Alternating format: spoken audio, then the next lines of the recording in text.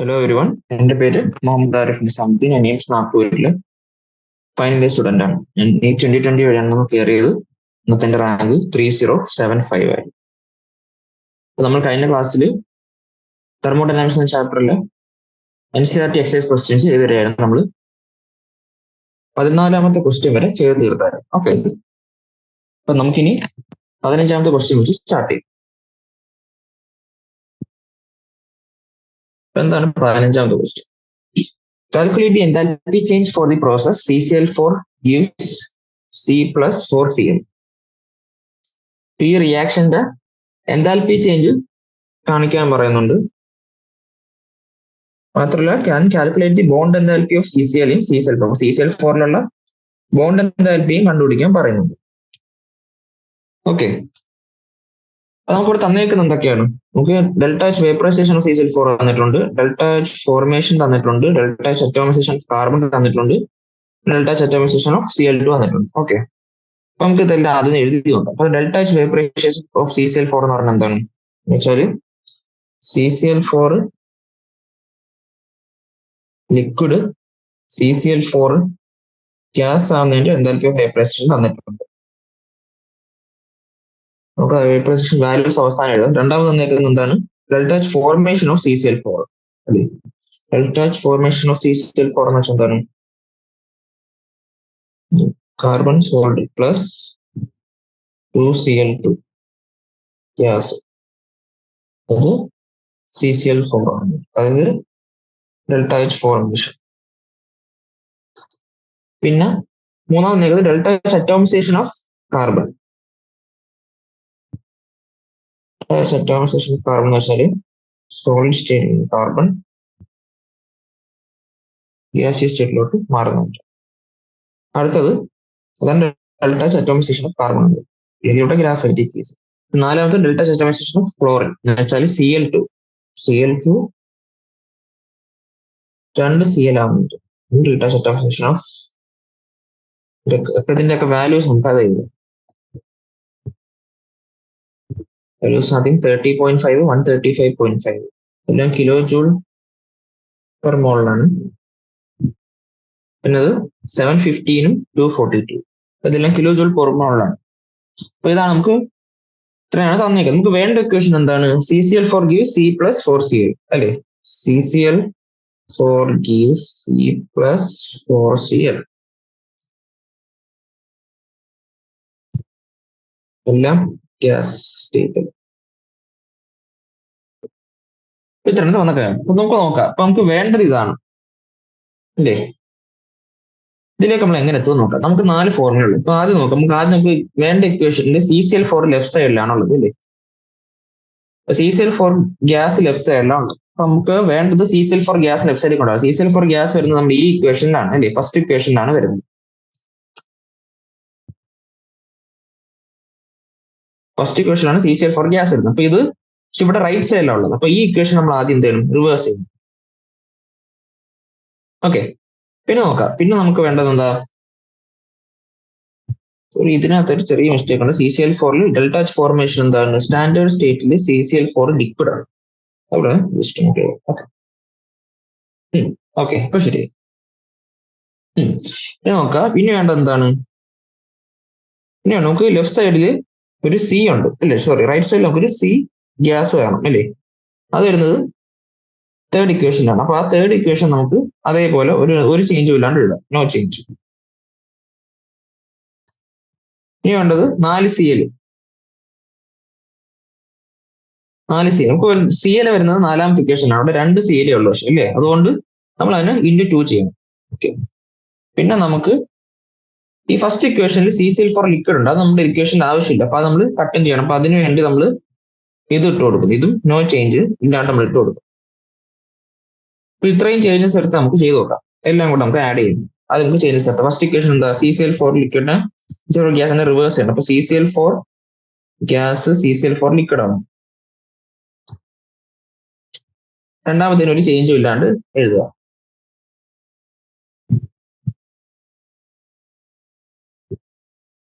Sorry, ഇതിന് reverse ചെയ്യണം, കാരണം നമ്മൾ ഫസ്റ്റ് ഇക്വേഷനെ റിവേഴ്സ് ചെയ്തിട്ടുണ്ട്. അപ്പൊ ഇതിനെ റിവേഴ്സ് ചെയ്യും. എന്നാലേ CCl4ഉം ലിക്വിഡ് കട്ടായി പോകത്തുള്ളൂ. അത് റിവേഴ്സ് ചെയ്യുമ്പോൾ നമുക്ക് എന്താ കിട്ടുക?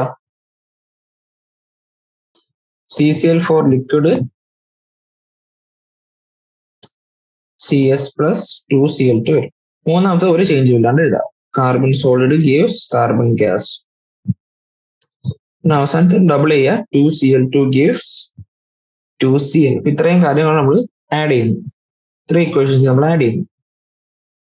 ആഡ് ചെയ്യുമ്പോൾ നോക്കുക ഏതൊക്കെ കട്ടായി പോകുന്നു. CCl4 ലിക്വിഡും പോകും. കാർബൺ സോളിഡും പോകും. 2Cl2ഉം പോകും. പിന്നെ ബാക്കി വരുന്ന എന്തൊക്കെയാണ്? CCl4 gas gives 2Cl4Cl carbon gas plus 4Cl gas. നമുക്ക് വേണ്ട ഇക്വേഷനിലേക്ക് നമ്മൾ ഇത്രയും ചേഞ്ചസ് വരുത്തി എത്തിച്ചു. ഓക്കെ, അപ്പൊ അങ്ങനെ അത്രയും ആ ചേഞ്ചസ് എന്താ നമ്മൾ ഡെൽറ്റ വാല്യൂവിൽ വരുത്തുക. അപ്പൊ ഇതെന്തായാലും ഇവിടെ 30.5 റിവേഴ്സ് ചെയ്യുമ്പോൾ -30.5 ആവും. രണ്ടാമത്തത് റിവേഴ്സ് ചെയ്യുമ്പോൾ ഇത് 135.5 ആവും. മൈനസ് സൈൻ പോവും. ചേഞ്ച് ഇല്ല മൂന്നാമത്തെ വാല്യൂവിന്. ഇത് 715 ആവും. നാലാമത്തത് 242 അതേപോലെ സോറി അതിനെ ഡബിൾ ചെയ്യും. 242 ഡബിൾ ചെയ്യുമ്പോൾ നമുക്ക് 484. ഇതെല്ലാം കൂടെ നമ്മൾ ആഡ് ചെയ്യുമ്പോൾ നമുക്ക് എന്താ കിട്ടുക? നമുക്ക് എല്ലാം കൂടെ ആഡ് ചെയ്യുമ്പോൾ 1304. 1304 കിലോ ജൂൾ പെർ മോൾ. അതാണ് നമ്മുടെ വേണ്ട റിയാക്ഷന്റെ എൻതാൽപ്പി ചേഞ്ച് എന്ന് പറയുന്നത്. ഓക്കെ, നമുക്ക് അടുത്ത ക്വസ്റ്റ്യൻ 16ാമത്തെ question. For an isolated system delta U equal to 0, what will be delta S? ഇത് നമ്മൾ നേരത്തെ തിയറി പഠിച്ചപ്പോൾ കണ്ടതാണ്. ഇപ്പൊ അങ്ങോട്ട് പോവാം. ഇവിടെ പറഞ്ഞു കണ്ടോ? We know that for an isolated system, the change in internal energy remains constant. Therefore, increase in entropy in such system is the natural direction for spontaneous change. അല്ലേ? ഇപ്പൊ എന്താണ് ഒരു ഐസൊലേറ്റഡ് സിസ്റ്റത്തിൽ ഇന്റേണൽ എനർജി അല്ലെങ്കിൽ change in energy constant ആണെങ്കിൽ അല്ലെങ്കിൽ delta U 0 ആവുമ്പോൾ എന്താണ് ആ പ്രോസസ് സ്പോണ്ടേനിയസ് ആണെങ്കിൽ എന്താണ് ഇൻക്രീസ് ഇൻ എൻട്രോപ്പിയാണ് നാച്ചുറൽ ഡയറക്ഷൻ എന്ന് പറഞ്ഞിട്ടുണ്ട് അല്ലേ? എന്നുവെച്ചാൽ ഐസൊലേറ്റഡ് സിസ്റ്റത്തിൽ ഡെൽറ്റ യു 0 ആയാൽ ആ പ്രോസസ് സ്പോണ്ടേനിയസ് ആവുന്നപ്പോഴാണ് ഡെൽറ്റ എസ് പോസിറ്റീവ് ആകുമ്പോഴാണ് അല്ലേ? ഇൻക്രീസ് ഇൻ എൻട്രോപ്പിയാണ് സ്പോണ്ടേനിയസ് ആയിട്ട് ആവാനുള്ള കാരണം എന്ന് പറയുന്നത്. ഇവിടെ ഡെൽറ്റ എസ് എന്ന് പറയുന്നത് ഡെൽറ്റ യു 0 ആകുമ്പോൾ എന്താ ഇവിടെ ഡെൽറ്റ എസ് ഗ്രേറ്റർ ദാൻ 0 ആണ്, അല്ലെങ്കിൽ പോസിറ്റീവ് ആണ്.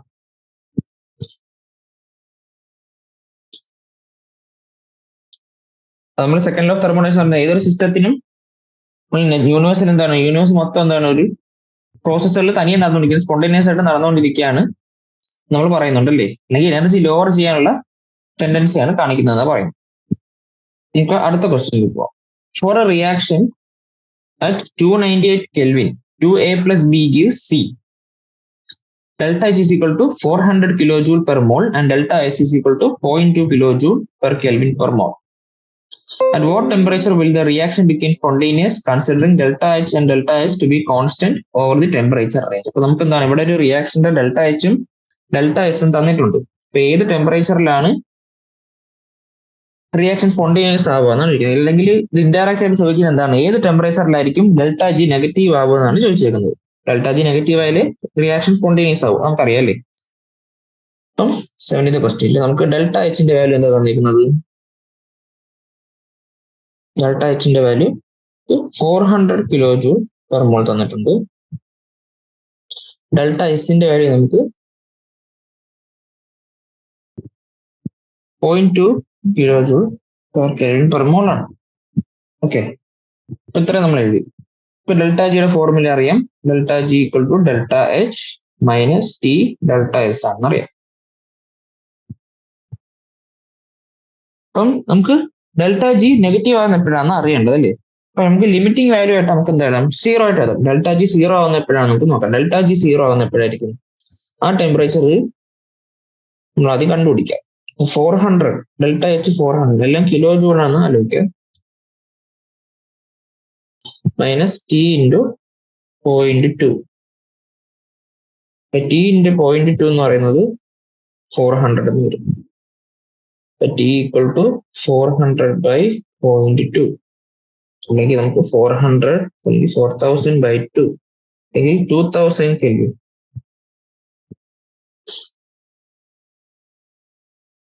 ഇല്ലേ എന്ന് വെച്ചാൽ 2000 കെൽവിന് മേലെ ഡെൽറ്റ എച്ചും ഡെൽറ്റ എസും പോസിറ്റീവ് ആണ്. അപ്പം ടി ഡെൽറ്റ എസ് എന്താണ് കൂടിയാലേ ഡെൽറ്റ എച്ചിനേക്കാളും കൂടിയാലേ ഡെൽറ്റ ജി നെഗറ്റീവ്. അപ്പൊ 2000 കെൽവിന് മേലെ ആണെങ്കിൽ മാത്രമേ ഡെൽറ്റ ജി ഈക്വേഷനിൽ നെഗറ്റീവ് ആകത്തുള്ളൂ. അപ്പം ആ ടെമ്പറേച്ചർ എന്ന് പറയുന്നത് 2000 കെൽവിൻ.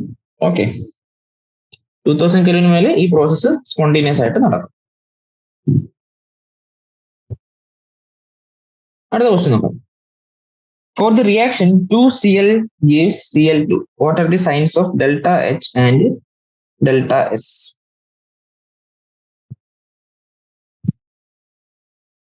ഓക്കെ, അപ്പൊ നമുക്ക് എന്താണ് രണ്ട് ക്ലോറിൻ ആറ്റം കൂടി ബോണ്ട് ചെയ്ത് Cl2 എന്താണ് Cl2 മോളിക്യൂളായി. അപ്പൊ ആ സമയത്തുള്ള ഡെൽറ്റ എച്ചിന്റെയും ഡെൽറ്റ എസിന്റെയും വാല്യൂ ആണ് ചോദിച്ചിരിക്കുന്നത്. നമുക്കറിയാം ബോണ്ട് ഫോർമിങ്ങും ബോണ്ട് ബ്രേക്കിംഗ്. ബോണ്ട് ബ്രേക്കിംഗ് എന്ന് പറയുന്നത് എന്താണ്? ഒരു എൻഡോതെർമിക് പ്രോസസ് ആണ്. അപ്പം ബോണ്ട് ഫോമിംഗ് എന്ന് പറയുന്നത് എന്താണ്? ഒരു എക്സോതെർമിക് പ്രോസസ് ആണ്, അല്ലേ? അപ്പൊ അങ്ങനെ നോക്കുമ്പോൾ ഇവിടെ രണ്ട് Cl ആറ്റം, അല്ലേ, ഒറ്റയ്ക്ക് നിന്ന് രണ്ട് Cl ആറ്റം ബോണ്ട് ഫോം ചെയ്ത് Cl2 മോളിക്യൂളായി. അപ്പൊ അങ്ങനത്തെ ഒരു കേസ് നമ്മൾ കൺസിഡർ ചെയ്യുമ്പോൾ അവിടുത്തെ ഡെൽറ്റ എച്ചിന്റെ വാല്യൂ എന്തായിരിക്കും? ഡെൽറ്റ എച്ചിന്റെ വാല്യൂ എന്തായാലും നെഗറ്റീവ് ആയിരിക്കും. കാരണം ബോണ്ട് ഫോമിംഗ് എന്ന് പറയുന്നത് എന്താണ്? എക്സോതെർമിക് പ്രോസസ് ആണ്. മാത്രമല്ല ഇനി ഡെൽറ്റ എസിന്റെ കാര്യം പറയുമ്പോൾ നമുക്ക് ഇവിടെ രണ്ട് Cl ആറ്റം ആയിരുന്നു. രണ്ട് Cl ആറ്റം കൂടി ചേർന്നതാണ് ഒരു Cl മോളിക്യൂളായി. എന്ന് വെച്ചാൽ ഇവിടെ നമ്പർ ഓഫ് പാർട്ടിക്കിൾസിന്റെ എണ്ണം കുറഞ്ഞു. നമുക്കറിയാം നമ്പർ ഓഫ് പാർട്ടിക്കിൾസിന്റെ കൂടുമ്പോൾ എന്താ ഡിഗ്രി ഓഫ് റാൻഡംനെസ് കൂടും. പക്ഷെ ഇവിടെ നമ്പർ ഓഫ് പാർട്ടിക്കിൾസ് എന്താണ്? കുറയുകയാണ് ചെയ്തത്. എന്ന് വെച്ചാൽ ഇവിടെ എൻട്രോപ്പി എന്താണ്? എൻട്രോപ്പിയും കുറയാണ്. എന്ന് വെച്ചാൽ ഡെൽറ്റ എസിന്റെ വാല്യൂ നെഗറ്റീവ് ആണ് ഇവിടെ. ഓക്കെ, ഈ റിയാക്ഷൻ സംഭവിച്ചപ്പോൾ എന്താ? ഡെൽറ്റ എച്ച് നെഗറ്റീവ് ആണ്, ഡെൽറ്റ എസും നെഗറ്റീവ് ആണ്. അത്രയേ ഉള്ളൂ. അടുത്ത 19ാമത്തെ question. For the reaction 2A plus B gives 2D. Delta U തന്നിട്ടുണ്ട്, ഡെൽറ്റ എസിന്റെ വാല്യൂ തന്നിട്ടുണ്ട്. എന്താണ് നമുക്ക് ചോദിച്ചേക്കുന്നത്? നമുക്ക് ഡെൽറ്റ ജിയുടെ വാല്യൂ അറിയണം. ഓക്കെ, അപ്പൊ നമുക്കറിയാം ഡെൽറ്റ ജിയുടെ വാല്യൂ നമ്മൾ കണ്ടുപിടിക്കണമെങ്കിൽ എന്താണ്? നമുക്ക് ഡെൽറ്റ എച്ചും വേണം, ഡെൽറ്റ എസ് വേണം. നമുക്ക് ഡെൽറ്റ എസ് ക്വസ്റ്റ്യനിൽ തന്നിട്ടുണ്ട്. അപ്പൊ നമുക്ക് എന്താ ഇൻഡയറക്ട്ലി നമ്മൾ കണ്ടുപിടിക്കേണ്ട എന്താണ്? ആദ്യം ഡെൽറ്റ എച്ച് നമ്മൾ ആദ്യം കണ്ടുപിടിച്ചാൽ ഡെൽറ്റ ജി കണ്ടുപിടിക്കാൻ പറ്റും. അപ്പം ഡെൽറ്റ എച്ച് കണ്ടുപിടിക്കാൻ വേണ്ടി, അല്ലേ, ഡെൽറ്റ എച്ച് കണ്ടുപിടിക്കാൻ വേണ്ടി നമുക്ക് തന്നേക്കുന്ന വാല്യൂ ആണ് ഈ ഡെൽറ്റ യു, അല്ലെങ്കിൽ ചേഞ്ച് ഇൻ ഇന്റേണൽ എനർജി തന്നേക്കും. ഓക്കെ, പിന്നെ നമ്മൾ നോക്കാം. നമ്മൾ തന്നേക്കുന്ന റിയാക്ഷൻ നോക്കാം, എല്ലാം ഗ്യാസസ് ആണല്ലേ. എയും ബിയും ഡിയും എല്ലാം ഗ്യാസസ് ആണ്. അപ്പൊ ഗ്യാസ് തന്നേക്കുന്നത് എന്തിനാണ്? നമുക്ക് വർക്ക് ഡൺ കൂടെ കണ്ടുപിടിക്കാൻ വേണ്ടിയാണ് അത് തന്നേക്കുന്നത്. അപ്പൊ വർക്ക് ഡൺ കണ്ടുപിടിക്കാൻ വേണ്ടി നമുക്കറിയാം വർക്ക് ഡൺ ഫോർ ഗ്യാസ് നമുക്ക് minus delta N G R T എടുക്കാന്ന് നമുക്കറിയാം, അല്ലേ. അത് വെച്ച് നമ്മൾ ആദ്യം വർക്ക് ഡൺ കണ്ടുപിടിക്കാം. വർക്ക് ഡൺ കണ്ടുപിടിച്ചാൽ ഇന്റേണൽ എനർജി നമ്മുടെ കയ്യിലുണ്ട്. Delta U equal to delta H minus delta N G R T. ഈ ഫോർമുലയിൽ നിന്ന് നമുക്ക് ഡെൽറ്റ എച്ച് കണ്ടുപിടിക്കാം. അപ്പൊ അതാണ് നമ്മൾ അത് ചെയ്യേണ്ടത്. ആദ്യം നമുക്ക് വർക്ക് ഡൺ അല്ലെങ്കിൽ minus delta N G R T എത്രയെന്ന് കണ്ടുപിടിക്കാം. അപ്പൊ ഡെൽറ്റ എൻ ജി ആദ്യം എത്രയാന്ന് നോക്കാം. പ്രൊഡക്റ്റ് സൈഡിൽ നമുക്ക് 2 മോൾ ഉണ്ട്, റിയാക്ടന്റ് സൈഡിൽ നമുക്ക് ടോട്ടല് 3 മോൾ ഉണ്ട്. അപ്പൊ 2 - 3 എന്ന് പറയുന്നത് എന്താണ്? -1 ആണ്. അപ്പൊ വർക്ക് ഡൺ എന്താണ്? വർക്ക് ഡൺ എന്ന് വെച്ചാൽ -1 ഇൻറ്റു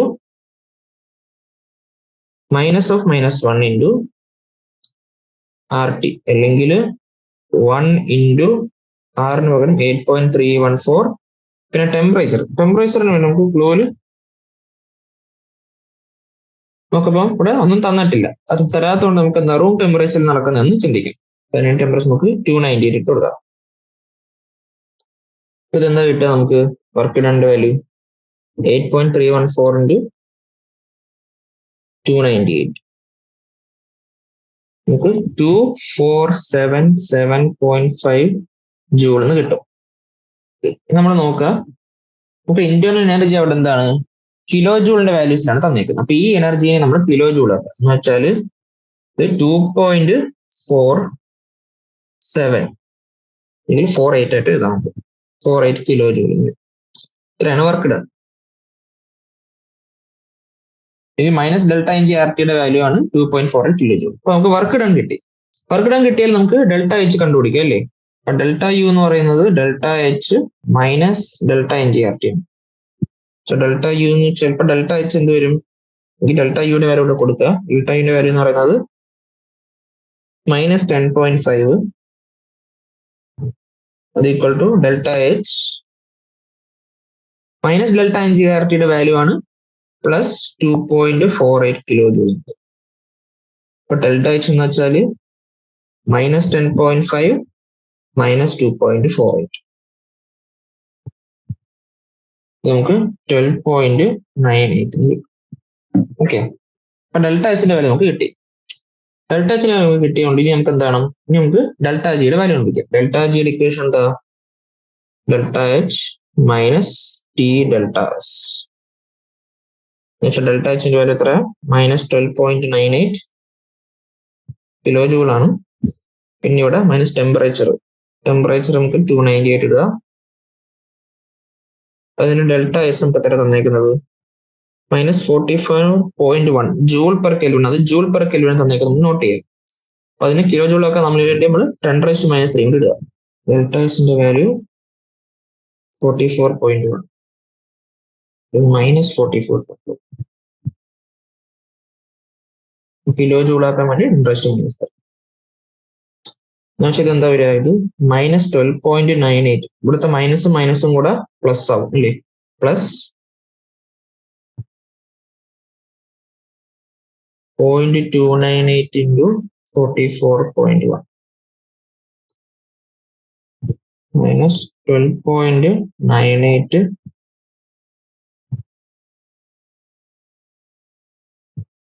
പ്ലസ് 13.14 എന്ന് വരും. പക്ഷെ ഇത് 0.16 കിലോ ജൂൾ എന്ന് വരും. ഡെൽറ്റ ജിയുടെ വാല്യൂ നമുക്ക് പോസിറ്റീവ് കിട്ടി. അതുകൊണ്ട് എന്താണ് ഈ റിയാക്ഷൻ സ്പോണ്ടേനിയസ് ആയിട്ട് നടക്കത്തില്ല. ഓക്കെ, അപ്പൊ അത്രയേ ഉള്ളൂ നമുക്ക് പറയാം. അടുത്ത ക്വസ്റ്റ്യനിലോട്ട്. The equilibrium constant for a reaction is 10. What will be the value of delta G0? അപ്പൊ നമുക്ക് എന്താണ് ഇതൊരു ഡയറക്റ്റ് ക്വസ്റ്റ്യൻ ആണ് തന്നേക്കുന്നത്. Question number 20. ഡെൽറ്റ G0 കണ്ടുപിടിക്കണം. അതിനുവേണ്ടി നമുക്ക് ഇക്വിലിബ്രിയം കോൺസ്റ്റന്റ് തന്നിട്ടുണ്ട്. ഇക്വിലിബ്രിയം കോൺസ്റ്റന്റ് K എന്ന് പറഞ്ഞാൽ എത്ര? 10 ആണ് തന്നിരിക്കുന്നത്. നമുക്കറിയാം ഡെൽറ്റ G0 എന്ന് പറഞ്ഞാൽ എന്താ? മൈനസ് 2.303 RT ln K ആണ് അല്ലെ? ലോഗ് K ആണ്. ഇവിടേക്ക് നമുക്ക് വാല്യൂസ് ഇട്ട് കൊടുക്കാം. എന്താണ്? Minus 2.303 into 8.314. ടെമ്പറേച്ചർ നമുക്ക് ക്വസ്റ്റ്യനിൽ തന്നിട്ടുണ്ട്. 300 കെൽവിൻ തന്നിട്ടുണ്ട്. ഇത് ഇൻറ്റു ലോഗ് 10. ലോഗ് 10 എത്ര? 1 എന്ന് വെച്ചാൽ ഇത് എത്ര വരും?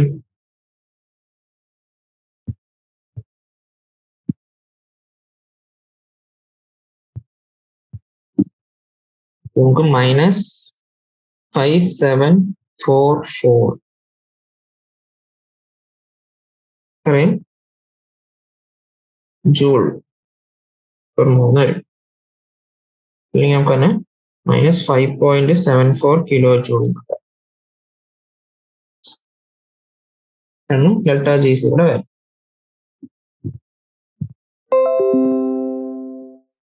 ഓക്കെ, നമുക്ക് അടുത്ത ക്വസ്റ്റ്യൻ നോക്കാം. 21ാമത്തെ ക്വസ്റ്റ്യൻ.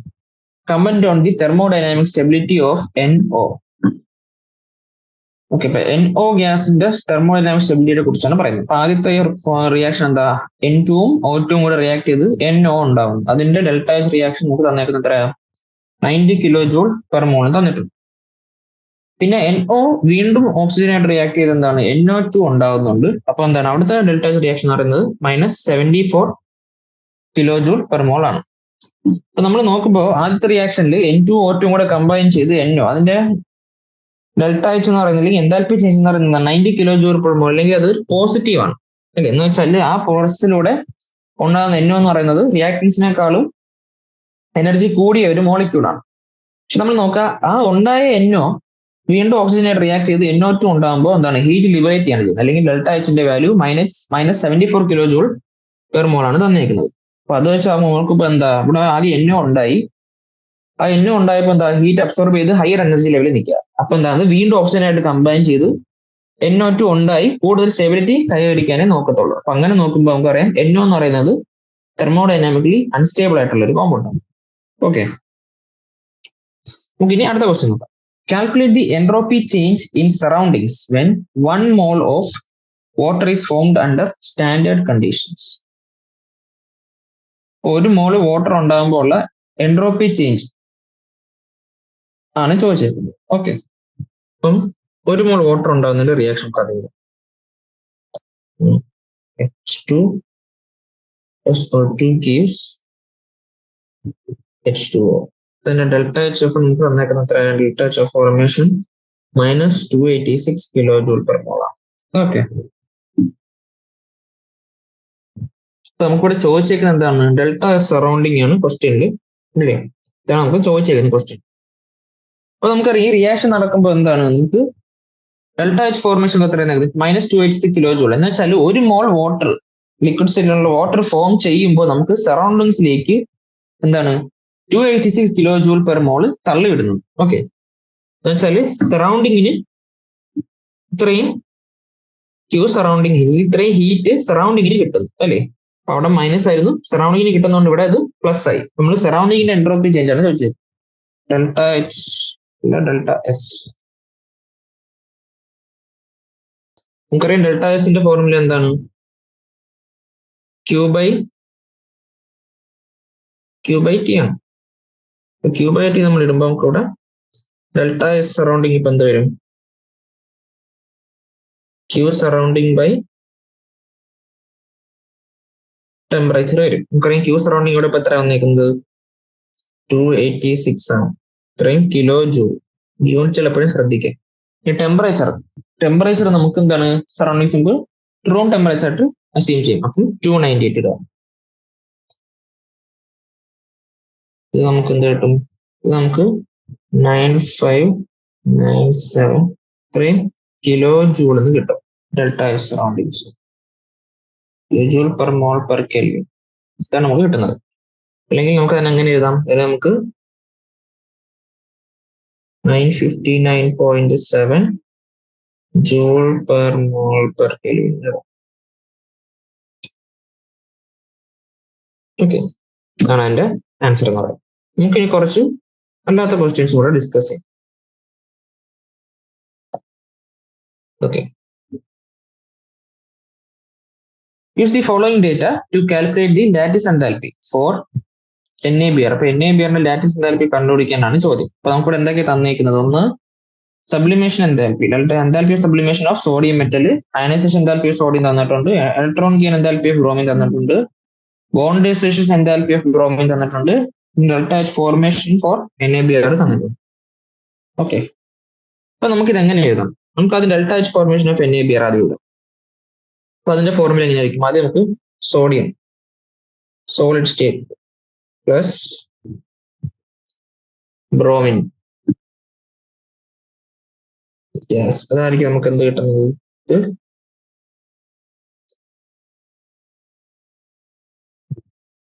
NaBr solid. ഇതാണ് ഡെൽറ്റ എച്ച് ഫോർമേഷൻ വരുന്നത് അല്ലേ?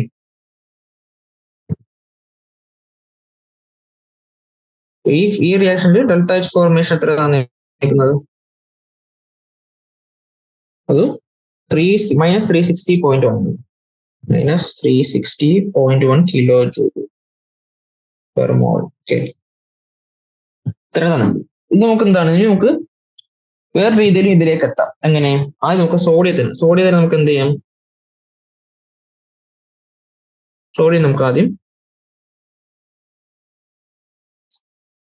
ഗ്യാസ് ആക്കും അല്ലേ? സോഡിയം ഗ്യാസ് ആക്കും. എന്നിട്ട് നമുക്ക് എന്താക്കാം? അതിനെ സോഡിയം അയോൺ ആക്കും ഇൻ ഗ്യാസ് സ്റ്റേറ്റ്. ഓക്കെ, നമുക്ക് ഈ ബ്രോമിൻ നമുക്ക് അറ്റോമൈസ് ചെയ്യാം ഇല്ലേ? അറ്റോമൈസ് ചെയ്യുമ്പോൾ നമുക്ക് Br2 എന്നുള്ളത് നമുക്ക് എന്താ Br ആവും. എന്നിട്ട് അതിനൊരു ഇലക്ട്രോൺ നമ്മൾ വാങ്ങിച്ചു കൊടുക്കുന്നു, Br-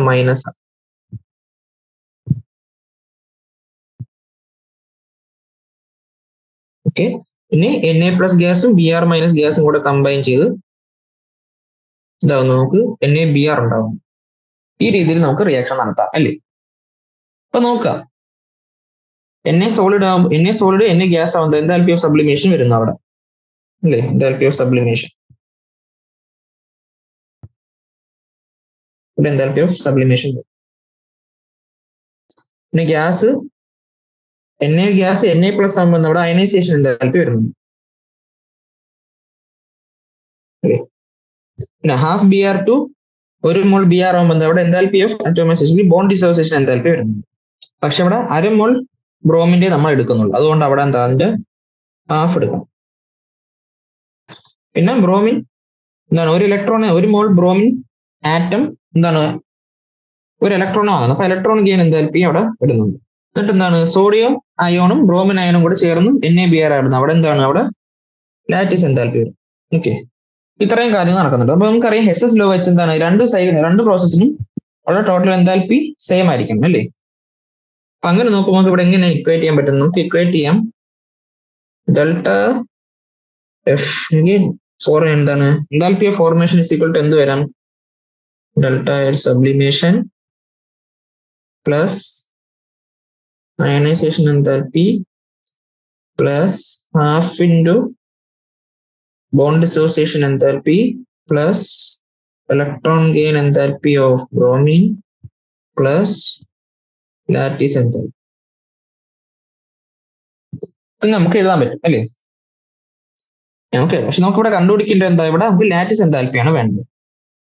അപ്പൊ ലാറ്റിസ് എൻതാൽപ്പി നമുക്ക് വേണം. അപ്പം ഡെൽറ്റ എഫ് എച്ച് നമുക്ക് എല്ലാത്തിന്റെ വാല്യൂസ് നമുക്ക് എഴുതാം. ഡെൽറ്റ എച്ച് എഫ് എത്രയാണ്, -360.1 ആണ്. അത് ഈക്വൽ ടു എന്താണ്, സബ്ലിമേഷൻ എൻതാൽപ്പി എത്ര തന്നേക്കുന്നത് 108.4 പ്ലസ് അയനൈസേഷൻ എൻതാൽപ്പി എത്ര തന്നേക്കുന്നത് 496. ഇനി ബോണ്ട് ഡിസോസിയേഷൻ എൻതാൽപ്പിയുടെ പകുതി മതി, 192/2. 92/2 നമുക്ക് എത്ര വരുന്ന 96. പിന്നെ നമുക്ക് ഇലക്ട്രോൺ ഗെയിൻ എൻതാൽപ്പി എത്ര തന്നേക്കുന്നത് -325. നമുക്ക് ലാറ്റിസ് എൻതാൽപ്പി അതേപോലെ വരും. ലാറ്റിസ് എൻതാൽപ്പി നമുക്ക് എന്ത് വരും, ലാറ്റിസ് എൻതാൽപ്പി എന്താ വരിക, -360.1 -108.4 -496 -96 plus 325.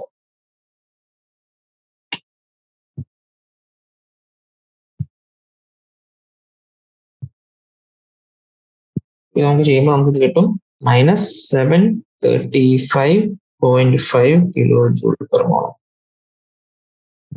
ഓക്കെ അല്ലേ. അപ്പൊ എന്താ നമ്മളിവിടെ ഹെസ്സസ് ലോ അപ്ലൈ ചെയ്തു. ടോട്ടൽ ഏത് പ്രോസസ് ആണെങ്കിലും എൻതാൽപ്പി എന്ന് പറയുന്നത് സ്റ്റേറ്റ് ഫംഗ്ഷൻ ആണ്. ഇപ്പം തുടക്കത്തിലും അവസാനത്തിലും എന്താണ് എല്ലാത്തിന്റെയും കൂടെ റിയാക്ടൻസും ഇനിഷ്യൽ റിയാക്ടൻസും ഫൈനൽ പ്രോഡക്ട്സും സെയിം ആണെങ്കിൽ നമുക്ക് ഹെസ്സസ് ലോ അപ്ലൈ ചെയ്യാം. അപ്പൊ എല്ലാം കൂടെ നമ്മൾ ഇക്വേറ്റ് ചെയ്തു. ഓക്കെ, അത്ര നമ്മളോട് ചെയ്തത്. ഇനി അടുത്ത question, given that delta H is equal to 0 for mixing of 2 gases. ഇപ്പൊ 2 ഗ്യാസസിന്റെ മിക്സിംഗിന്റെ എൻതാൽപ്പി ചേഞ്ച് നമുക്ക് 0 ആണ് തന്നിട്ട്. Explain whether the diffusion of these gases into each other in a closed container is a spontaneous process or not.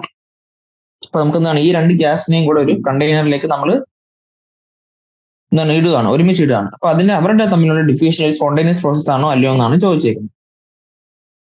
Okay, അപ്പൊ നമുക്കറിയാം ഈ reaction എന്താണ്, 2 ഗ്യാസിന്റെ മിക്സിംഗിന്റെ enthalpy change നമുക്ക് 0 ആണ് തന്നിട്ടുണ്ട്. നമുക്കറിയാം ഒരു കണ്ടെയ്നറിൽ 2 ഗ്യാസ് ഇട്ട എന്താണ് ആ ഗ്യാസസ് മാക്സിമം ഡിഫ്യൂഷൻ നടക്കുമല്ലേ, അല്ലെങ്കിൽ ഏറ്റവും റാൻഡംനെസ് കൂട്ടാനായിരിക്കും ആ 2 ഗ്യാസസ് ശ്രമിക്കുക. അപ്പൊ ഡിഫ്യൂഷൻ എന്താണ് സ്പോണ്ടേനിയസ് ആയിട്ട് നടക്കും. കാരണം സ്പോണ്ടേനിയസ് ആയിട്ട് നടക്കുന്നതിന്റെ കാരണം എന്താ, ഡിഫ്യൂഷൻ മാക്സിമം ആയിട്ട് നടന്നാൽ റാൻഡംനെസ് കൂടും. ഡിഗ്രി ഓഫ് റാൻഡംനെസ് കൂടുന്നതുകൊണ്ട് റാൻഡംനെസ് കൂടുന്നത് എന്താണ് ഡിഫ്യൂഷൻ മാക്സിമം ആയിട്ട് നടക്കുമ്പോഴാണ്. അതുകൊണ്ട് ഡിഫ്യൂഷൻ നടക്കും, എന്നാലേ അതുകൊണ്ട് റാൻഡംനെസ് കൂടുന്നതുകൊണ്ട് ഡെൽറ്റ എസ് പോസിറ്റീവ് ആവും, റിയാക്ഷൻ സ്പോണ്ടേനിയസ്. ഓക്കെ, അടുത്ത ക്വസ്റ്റ്യൻ നോക്കാം. Identify the state functions and path functions out of the following. Enthalpy, entropy, heat, temperature, work, free energy. അപ്പൊ ഇതിൽ നിന്ന് നമുക്ക് പാത്ത് ഫംഗ്ഷനും സ്റ്റേറ്റ് ഫംഗ്ഷനും ഏതൊക്കെയെന്നാണ് ചോദിച്ചത്. അപ്പൊ ആദ്യം നമുക്ക് സ്റ്റേറ്റ് ഫംഗ്ഷൻസ് ഏതൊക്കെയാണ്. ആദ്യം എൻതാൽപി. എൻതാൽപി പാത്ത് ഫംഗ്ഷൻ ആണോ സ്റ്റേറ്റ് ഫംഗ്ഷൻ ആണോ? എൻതാൽപി എന്ന് പറയുന്നത് ഒരു സ്റ്റേറ്റ് ഫംഗ്ഷൻ. രണ്ടാമത് എൻട്രോപ്പി. എൻട്രോപ്പി എന്ന് പറയുന്നത് എന്താണ്? ഒരു സ്റ്റേറ്റ് ഫംഗ്ഷൻ. ഹീറ്റ്. ഹീറ്റ് എന്ന് പറയുന്നത് എന്താണ്? ഒരു പാത്ത് ഫംഗ്ഷൻ അല്ലേ. ടെമ്പറേച്ചർ എന്ന് പറയുന്നത് ഒരു സ്റ്റേറ്റ് ഫംഗ്ഷൻ ആണ്. പിന്നെ വർക്ക്, ഫ്രീ എനർജി. വർക്ക് എന്ന് പറയുന്നത് ഒരു പാത്ത് ഫംഗ്ഷൻ.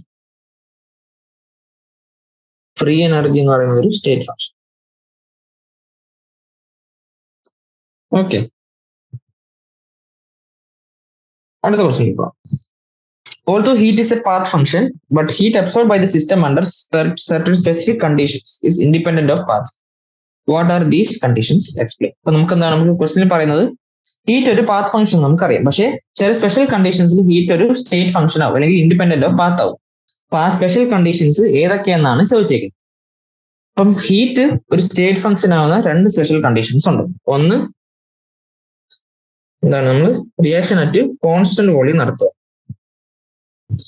കോൺസ്റ്റന്റ് വോളിയത്തിൽ നമുക്ക് നടക്കുന്നത് നമുക്കറിയാം. കോൺസ്റ്റന്റ് വോളിയത്തിൽ വർക്ക് ഡൺ അല്ലെങ്കിൽ minus P delta V. Constant വോളിയത്തിൽ നമ്മൾ ഡെൽറ്റ വി 0 ആയി പോകും അല്ലേ. മൈനസ് പി ഇൻറ്റു 0 ആയി പോകും. അപ്പൊ വർക്ക് ഡൺ 0 ആയി പോകും. അപ്പൊ ആ അവസ്ഥയിൽ നമുക്ക് ഇക്വേഷൻ എന്താ നമുക്കറിയാം. ഇക്വേഷൻ ഡെൽറ്റ യു എന്ന് പറഞ്ഞാൽ എന്താ? ക്യൂ പ്ലസ് ഡബ്ല്യു ആണ്. ഇവിടെ ഡബ്ല്യു 0 ആയി പോകും. Delta U equal to Q plus 0 ആയി പോകും. അപ്പൊ അതുകൊണ്ട് ക്യൂ എന്താവും? ക്യൂ എന്ന് വെച്ചാൽ ഡെൽറ്റ യു ആവും. ചേഞ്ച് ഇൻ ഇന്റേണൽ എനർജി ആവും. ഈ കേസിൽ ഡെൽറ്റ യു എന്ന് പറയുന്നത് ക്യൂവിന്റെ വാല്യൂ എന്ന് പറയുന്നത് ഡെൽറ്റ യു ഈക്വൽ ആണ്. അപ്പം ഡെൽറ്റ യു എന്ന് പറഞ്ഞാൽ നമുക്കറിയാം എന്താണ്? ഡെൽറ്റ യു എന്ന് പറഞ്ഞാൽ ഒരു സ്റ്റേറ്റ് ഫംഗ്ഷൻ ആണ് ഡെൽറ്റ. അപ്പൊ ഡെൽറ്റ യു ഒരു സ്റ്റേറ്റ് ഫംഗ്ഷൻ ആയതുകൊണ്ട് ഈ കേസിൽ ക്യൂ എന്ന് പറയുന്നത് ഒരു സ്റ്റേറ്റ് ഫംഗ്ഷൻ ആയിട്ട് മാറും. ഓക്കെ, അപ്പൊ അതാണ് ഫസ്റ്റ് കേസ് എന്ന് പറയുന്നത്.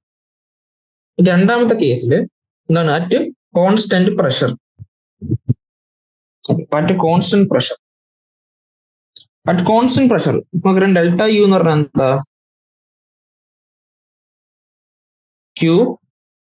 Q minus P delta V.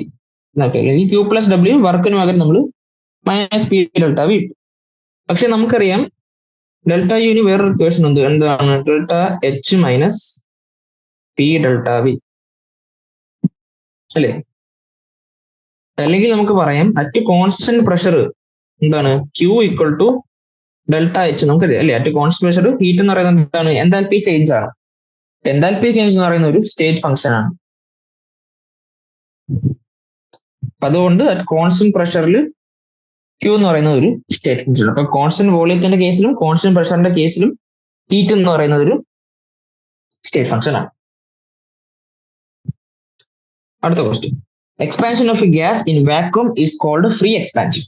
Calculate the work done and the change in internal energy when 1 liter of ideal gas expands isothermally into vacuum until its total volume is 5 liter.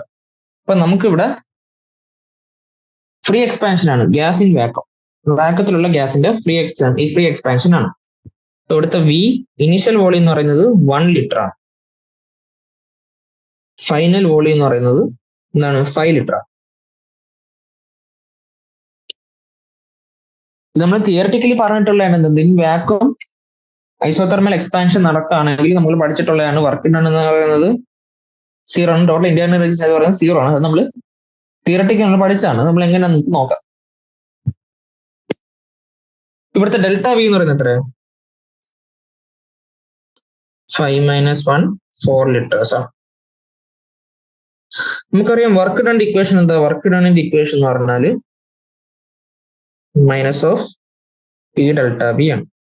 അപ്പൊ P delta B P എന്ന് പറയുന്നത് P external ആണ്. നമുക്കറിയാം in vacuum P external എന്ന് പറഞ്ഞാൽ എത്രയാ? 0 ആണ്. അതുകൊണ്ട് ഇവിടുത്തെ വർക്ക് ഡൺ എന്താവും? Minus of 0 into delta V 4 എന്താന്ന് ആയിക്കോട്ടെ. അപ്പൊ എന്താ വർക്ക് ഡൺ ഇവിടെ 0 ആയിപ്പോയി. ഓക്കെ, ഇനി ഐസോതെർമൽ എക്സ്പാൻഷൻ ആയതുകൊണ്ട് ഇവിടുത്തെ ക്യൂ എന്ന് പറയുന്നത് 0 ആയി പോകും. നമുക്കറിയാം delta U equal to Q plus W എന്ന് നമുക്കറിയാം. എന്നുവെച്ചാൽ ഇവിടെ ക്യൂ പ്ലസ് ഡബ്ല്യു 0 ആയി പോകും. രണ്ട് 0 ആയി പോയതുകൊണ്ട് ഇത് total change in Inter energy എന്താവും 0 ആയി. ഓക്കെ, അടുത്ത question. The enthalpy of vaporization of CCl4 is 30.5 kilojoule per mole. Calculate the heat required for the vaporization of 284 gram of CCl4 at constant pressure. എന്താണ് നമുക്ക് തന്നേക്കുന്നത്? നമുക്ക് CCl4ന്റെ enthalpy of vaporization തന്നിട്ടുണ്ട് 30.5 കിലോജൂൾ per mole നമുക്ക് തന്നിട്ടുണ്ട്. എന്നുവെച്ചാൽ ഒരു മോൾ CCl4ന്റെ enthalpy of vaporization നമുക്ക് 30.5 കിലോജൂൾ തന്നെ. പക്ഷെ നമുക്ക് ഇവിടെ എത്രയാണ് തന്നേക്കുന്നത്? 284 ഗ്രാം CCl4ന്റെ enthalpy of vaporization ആണ് ചോദിച്ചിരിക്കുന്നത്. അപ്പൊ നമുക്ക് ആദ്യം 284 ഗ്രാം CCl4 എത്ര മോളാണ് നമുക്ക് നോക്കാം. നമ്പർ ഓഫ് മോൾസ് വെച്ചാൽ എന്താ? Given mass by molecular mass. അപ്പൊ ഗിവൺ മാസ് എത്ര ഇവിടെ? 284 തന്നിട്ടുണ്ട്. മോളിക്കുലർ മാസ് നമുക്ക് 154 ആണ്. ഇപ്പൊ ഇത്രയും മോൾസ് ഉണ്ട്. നമുക്ക് ഡിവൈഡ് ചെയ്യേണ്ടത് ഓംസാണ്. നമുക്ക് ഇൻറ്റു ചെയ്യാം. അപ്പം ഒരു മോളിൻ്റെത് 30.5 കിലോജൂൾ പെർ മോൾ ആയിരിക്കും. കിലോജൂൾ ആയിരിക്കും. അപ്പൊ n നമ്പർ ഓഫ് മോൾസിൽ ഇപ്പൊ എന്തായാലും അടുത്ത n നമുക്ക് എത്ര? 284 ബൈ 154 ഇൻറ്റു 30.5 ഇത്രയും കിലോജൂൾ ആണ് വരുന്നത്. നമുക്കിത് എത്രയാണ് വരിക?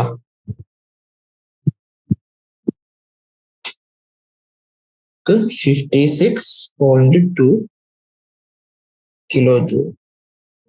ഇത്രയാണ് ഇവിടുത്തെ ഹീറ്റ് അറ്റ് എന്താണ് ഹീറ്റ് കോൺസെൻട്രേഷൻ എന്ന് പറയുന്നത്. എത്ര? എന്തായാലും ചേഞ്ച് ആണ്. ഓക്കെ, ഇത്രയാണ് എന്റെ ആൻസർ. അടുത്ത ക്വസ്റ്റ്യനോട്ട്. Four independent process 300. അപ്പൊ 300 കെൽവിനിൽ നമ്മൾ 4 ഡിഫറെന്റ് റിയാക്ഷൻസ് നടക്കുന്നു. ഇതിനകത്ത് എത്ര നോൺ സ്പോണ്ടേനിയസ് പ്രോസസ് ഉണ്ടെന്നാണ് ചോദ്യം. നോൺ സ്പോണ്ടേനിയസ് പ്രോസസ് എന്ന് വെച്ചാൽ എന്താ? ഡെൽറ്റ ജി ഗ്രേറ്റർ ദാൻ 0 ഇതിനകത്ത് ഏതൊക്കെയാണെന്നാണ് ചോദിച്ചേക്കുന്നത്. ആദ്യത്തെ പ്രോസസ് പ്രോസസ് എ. അവിടുത്തെ ഡെൽറ്റ ജിയുടെ value delta G equal to delta H minus T delta S ആണ് അല്ലേ? ഇവിടുത്തെ ഡെൽറ്റ എച്ച് എത്രയാണ്? -25 കിലോ ജൂൾ ആണ്.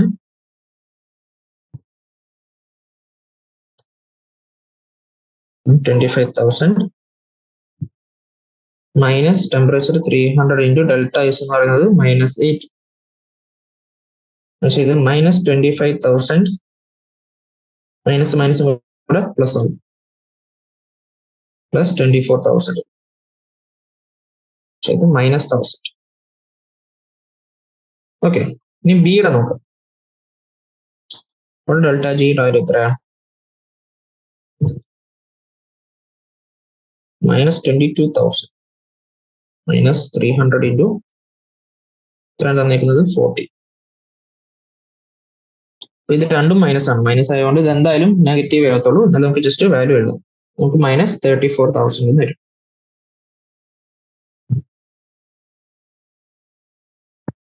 സി എന്താണ്? 25ഉം -50. 25 -25,000 പ്ലസ് മൈനസ് കൂടെ പ്ലസ് ആവും, പ്ലസ് 15,000 വെച്ചാല് -10,000. ഇനി ലാസ്റ്റ് പ്രോസസ്സിന്റെ ഡെൽറ്റ ജി 22 20. ഇത്ര നമുക്ക് എല്ലാത്തില്ല പ്രോസസ്സിന്റെയും ഡെൽറ്റ ജി വാല്യൂ കിട്ടി. ഇവിടെ ചെറിയൊരു മിസ്റ്റേക്ക് മൈനസ് പ്ലസ്. ഓക്കെ, അപ്പം നമുക്ക് ഡെൽറ്റ ജിയുടെ വാല്യൂ നോക്കുമ്പോൾ നമുക്ക് എത്ര നോൺ സ്പോണ്ടേനിയസ് പ്രോസസ് ഉണ്ടെന്നാണ് നോക്കാം. അപ്പൊ ഡെൽറ്റ ജി ഗ്രേറ്റർ ദാൻ 0 ഉള്ള എത്ര പ്രോസസ് ഉണ്ട്? നമ്മുടെ സിയും ഡിയും. ഇത് രണ്ടും എന്താണ്? ഗ്രേറ്റർ ദാൻ 0 ആണ് ഡെൽറ്റ ജിയുടെ വാല്യൂ. അപ്പൊ അതിനകത്ത് 2 നോൺ സ്പോണ്ടേനിയസ് പ്രോസസ് ആണ് ഉള്ളത്. ഓക്കെ, ഒരു ക്വസ്റ്റ്യൻ കൂടെ നോക്കാം. When 600 ml of 0.2 molar HNO3 is mixed with 400 ml of 0.1 molar NaOH solution in a flask, the rising temperature of the flask is. നമുക്ക് എന്താണ് ഒരു സ്ട്രോങ് ആസിഡും ഒരു സ്ട്രോങ് ബേസും കൂടെ നമ്മൾ തമ്മിൽ റിയാക്ട് ചെയ്യണം. സ്ട്രോങ് ആസിഡും ബേസും കൂടെ റിയാക്ട് ചെയ്താലും എന്താണ് ന്യൂട്രലൈസേഷൻ സംഭവിക്കുന്ന അറിയാം. നമുക്ക് എൻതാൽപ്പി ഓഫ് ന്യൂട്രലൈസേഷൻ എന്ന് വെച്ചാൽ ഒരു മോൾ ആസിഡും ഒരു മോൾ ബേസും കൂടെ റിയാക്ട് ചെയ്ത് സ്ട്രോങ് ആസിഡ് ബേസും കൂടെ റിയാക്ട് ചെയ്താൽ ന്യൂട്രലൈസേഷനിലൂടെ 57 കിലോ ജൂൾ പെർ മോള്, അതാണ് എൻതാൽപ്പി ഓഫ് ന്യൂട്രലൈസേഷൻ എന്ന് പറയുന്നത്. അത്രയും ഹീറ്റ് റിലീസ് ചെയ്യും. ആ ഹീറ്റ് ഉപയോഗിച്ച് എന്താണ് നമുക്ക് സൊല്യൂഷനുള്ള വാട്ടറിന്റെ ടെമ്പറേച്ചർ കൂടും. ആ ഇൻക്രീസിംഗ് ടെമ്പറേച്ചർ എത്രയാണ് ചോദിച്ചേക്കുക. അപ്പൊ നമുക്ക് ഇവിടെ എന്താണ് ഇക്വേറ്റ് ചെയ്യേണ്ടത്? നമുക്ക് എൻതാൽപ്പി ഓഫ് ന്യൂട്രലൈസേഷന് എന്താണ് ഹീറ്റ് അബ്സോർബ് ബൈ വാട്ടർ ആയിട്ട് ഇക്വേറ്റ് ചെയ്യണം. അപ്പൊ നമുക്ക് ഇവിടെ ആദ്യം എത്ര മോൾസ് ഓഫ് ആസിഡും ബേസും ഉണ്ടെന്ന് നോക്കാം. അപ്പൊ ആ ആസിഡിന്റെ HNO എത്ര നമ്പർ ഓഫ് മോൾസ് എന്ന് വെച്ചാൽ എന്താ MV എടുക്കാം. മോളാരിറ്റി എത്രയാ? 0.2, വോളിയം 0.6 0.6 ലിറ്റേഴ്സ്.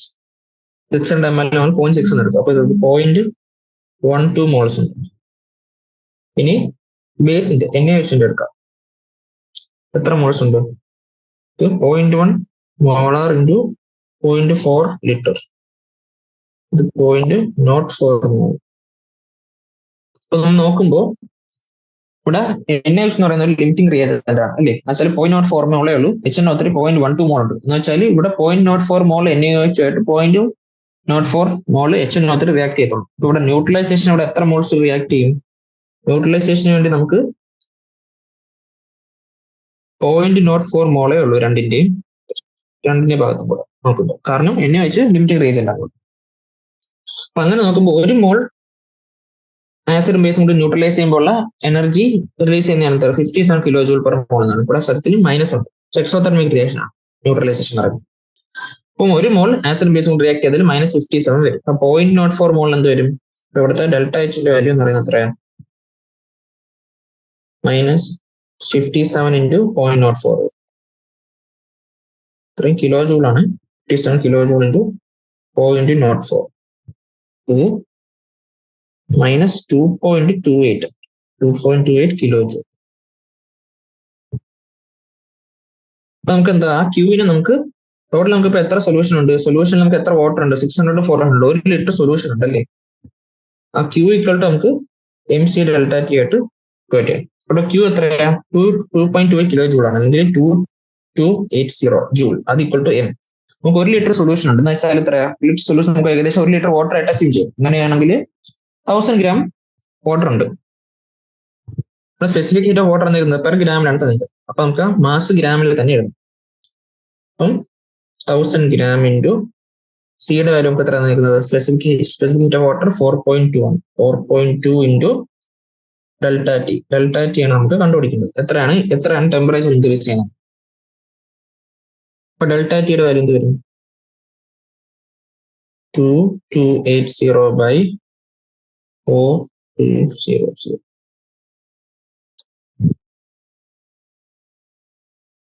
നമുക്ക് 0.5428. നമുക്കത് 54.28 ഇൻറ്റു 10⁻². ഇങ്ങനെ എഴുതിയതിന്റെ കാരണം എന്താ? നമുക്ക് ക്വസ്റ്റ്യനിൽ ഒരു ഫിൽ ഇൻ ദ ബ്ലാങ്ക്സ് ടൈപ്പിലാണ് തന്നിരിക്കുന്നത്. ഇപ്പുറത്തൊരു 10⁻² ഉണ്ട്. ആ രീതിയിൽ നമുക്ക് ആൻസർ എഴുതുമ്പോൾ നമുക്ക് ആ ബ്ലാങ്കിൽ 54.28 എഴുതാം. ഓക്കെ, നമ്മൾ തൽക്കാലം ഇത്രയും ക്വസ്റ്റ്യൻസ് വെച്ച് ചാപ്റ്റർ കൺക്ലൂഡ് ചെയ്യാം. Thank you.